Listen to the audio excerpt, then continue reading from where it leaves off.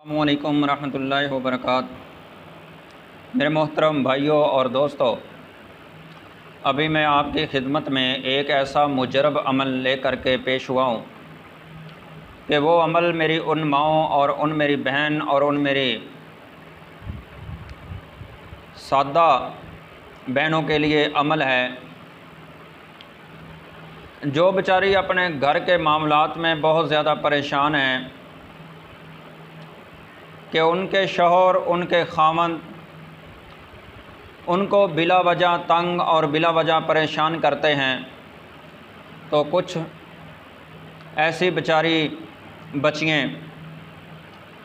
जो अपने ससुराल के घर तो इतना परेशान होती हैं कि उसका शौहर बात बात पर उसको रोक रहा है, उसको टोक रहा है, उसके साथ अच्छे तरीके से बात भी नहीं करता, उसको कोई चीज़ लाने के लिए भी नहीं देता। अगर कोई चीज़ का मुतालबा करते ही अपने कपड़े, अपनी जुत्ती का, और उसको झिड़क देता है और इस तरह देखता है जिस तरह इस पर तो कोई भूत सवार हुआ है।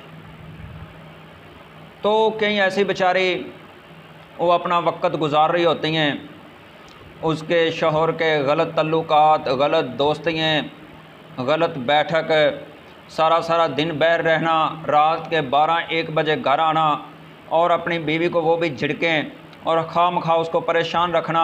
और ऐसी बेचारी बच्चियाँ ना बहुत मुश्किल अपने घर में गुजारा कर रही होती हैं और बहुत ज़्यादा ऐसी भी सब्रमंद भी होती हैं कि अगर उनके वालिदैन पूछ भी लेना कि बेटा आपके घर के हालात कैसे हैं, आपका शौहर आपके साथ कैसा है, तो वो कहती है अब्बू मेरा शौहर मेरे साथ बहुत प्यार करता है, मोहब्बत करता है, हर चीज़ मुझे घर में ला के देता है। तो वो अपने बूढ़े माँ बाप का इतना ख्याल करती हैं कि कहीं मेरा बूढ़ा माँ बाप परेशान ना हो, मेरी बूढ़ी वालदा, मेरा मज़दूर बाप जो सारा दिन तगारी उठाता है, मेहनत करता है, मज़दूरी करता है, वो तो पहले उसको बेचारे को इतने गम और इतने परेशानियां घर के मामलात के, अगर उसको पता चल गया ना कि मेरी बेटी भी परेशान है तो मेरा बुजुर्ग बाप तो और परेशान हो जाएगा। वो सारी ज़िंदगी अपने दुख, अपनी परेशानियाँ अपने शौहर की तरफ से, अपनी सस की तरफ से, अपने वो ससुराल वाली की तरफ से सारे के सारे दुख और गम वो अपने दिल में ही छुपाए रखती है बेटी। तो बेचारी किसी के सामने अपना ज़िक्र भी नहीं कर सकती, अपने वालिदैन को बताती भी नहीं है कुछ। तो ये मेरी उन माँओं और उन मेरी बहनों के लिए ये एक मुजरब अमल है कि जो जिसका खामद उसके साथ खामखा नाराज़ होता है और उसको गालियाँ देता है और उसके साथ मोहब्बत नहीं करता, उसके साथ प्यार नहीं करता, तो ये एक ऐसा मुजरब है। इंशाअल्लाह मेरी बहन जो भी इस पर अमल करेगी, इंशाअल्लाह उसका खामद उसका ताबिया हो जाएगा और उसकी राय के साथ चलेगा, हर बात उससे मशवरे से करेगा। अगर कोई भी बात कहीं आना जाना, इसकी बरकत से इंशाल्लाह वो आपसे मशवरा लेगा। कहीं रिश्तेदारों के अंदर आना है, कहीं उसने बाहर आना है, हत्ता कि वो अपने कारोबार, अपने कोई ऐसे मामलात में भी वो अपनी बीवी से मशवरा करेगा। और ये बात होनी भी चाहिए कि भाई आपका एक हिस्सा है, आपके घर का हिस्सा है, आपकी बीवी है, तो वो आपके घर का एक फ़र्द है, उससे हर बात शेयर करें कि अल्लाह के बंदे ये काम है, अगर उसमें कोई आए वो आपको अच्छा मशवरा दे देगी। बीवी का बहुत किरदार होता है खामद के पीछे। तो ऐसे तो कुछ कहते हैं कि बस ना बीवी तो एक ना जूती है, पहनी पहनी, ना पहनी तो ना सही। और जालिम जूती नहीं, आपकी माँ भी तो किसी की बीवी थी ना, जिसके बतन से आप पैदा हुए हो। आपकी बेटी होगी वो भी तो किसी के घर में जाएगी ना, फिर वो भी जूती होगी, किसी ने पहनी पहनी, ना पहनी तो ना सही। क्या औरत की ये हमारे यहाँ इज़्ज़त है? इस्लाम में ये इज़्ज़त है जो हमने औरत को दे रखी है? नहीं मेरे भाई, औरत एक हमारा हिस्सा है, घर का एक फ़र्द है, उससे हर बात शेयर करनी और उसके साथ उसके हर बात उसके साथ बटानी और उसके साथ चलना। और मेरे मोहतरम भाई, यही घर के अंदर खुशहाली है। और ये मेरी उन बहनों के लिए है जो बेचारी परेशान हैं। मैं अभी मुख्तसर बात के अंदर अगर बात लंबी लेके चलूँ और मसाइल की तरफ चलूँ तो बहुत लंबी हो जाएगी। मैं असल मकसद तो यही है कि आपको एक वजीफ़ा बताना, जो ये बच्चियाँ परेशान हैं कि वो उनका खामद उनका ताबिया हो जाए। इंशाल्लाह जो मेरी बहन ये अमल करेगी ना, तो उसका खामद इंशाल्लाह उसका ताबिया होगा, उसकी हर बात मानेगा। तो अमल सिर्फ़ 7 दिन का है। 7 दिन अमल इतना मुश्किल नहीं है, 7 दिन अमल करना और इंशाल्लाह ये अमल इधर आपका पूरा होगा, इधर इंशाल्लाह आपका खामन अगर उसमें कोई गलत तरीके का आ रहे हैं, उसकी गलत बैठक है, गलत उसकी दोस्तियाँ हैं, इंशाल्लाह वो भी छोड़ करके अपने घर में टाइम दिया करेगा। अगर वो अपने कारोबार से, अपने ऑफिस से, अपने दफ्तर से, अपनी किसी भी और दुकान से वो अगर वक़्त निकालता है, उसका वक़्त निकलता है जो वो पहले बैर वक़्त देता था, इंशाल्लाह वो अपनी सारा का सारा बीवी को वक़्त इंशाल्लाह देगा। फजूल आवारागर्दी से भी बाज आ जाएगा इंशाल्लाह। आपके उसके दिल में आपकी इतनी मोहब्बत भर जाएगी। तो आइए वो अमल क्या है? अमल सिर्फ 7 दिन का है। आपने नमक लेना है, नमक पाक साफ़ होना चाहिए कि आप देख लें कि जो नमक साफ़ हो। पहले बात तो यही है कि ये डेली वाला जो नमक है ना, इसको ले लें और इसको खुद पीस लें, या वैसे पीसा हुआ नमक ले लें। और नमक इतनी मकदार का लें कि आपने 7 दिन उसको नमक को इस्तेमाल करना है।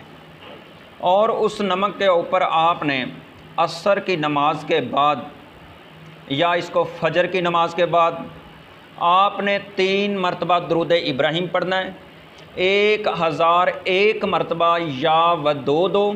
फिर उसके बाद 3 मरतबा दुरूद इब्राहिम, 3 मरतबा पहले दुरूद इब्राहिम, 3 मरतबा बाद में, और 1001 मरतबा आपने या व दो इस नमक के ऊपर दम करना है। और ये नमक आपने अपने शौहर को खिलाना है। सालन के अंदर डाल दें, ये पानी के अंदर डाल दें, या किसी भी ज़रिए उसको ये नमक खिला दें। अगर आप भी खाएं तो इसमें कोई हर्ज नहीं है, मोहब्बत दोनों की तरफ से पैदा होगी। और ये है ख़ास अपने आप के शौहर के लिए, किसी और को खिलाएंगे तो इसका कतन फ़ायदा नहीं होगा, सिर्फ़ और सिर्फ ये शौहर के लिए अमल है।